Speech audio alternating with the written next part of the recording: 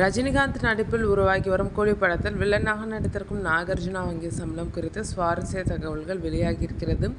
லோகேஷ் கனகராஜ் இயக்கத்தில் உருவாகி வரும் கூலி படம் விறுவிறுப்பாக தொடங்கி தற்போது கடைசி கட்ட பணிகளில் இருக்கிறது. இப்படத்தினை சன் பிக்சர்ஸ் நிறுவனம் தயாரித்து இருக்கிறது. இயக்குனர் லோகேஷ் கனகராஜ் இயக்கியிருக்கிறார். அனிருத் இசையமைத்திருக்கும் இப்படத்தில் நாகார்ஜுனா, ஸ்ருதி ஹாசன், ஷபின் ஷாபீர், சத்யராஜ், உபேந்திரா உள்ளிட்டோர் நடித்திருக்கின்றனர். அது மட்டுமல்லாமல் அமீர்கான் இப்படத்தில் சிறப்பு தோற்றத்தில் நடிக்க இருப்பதாக அறிவித்திருந்தனர்.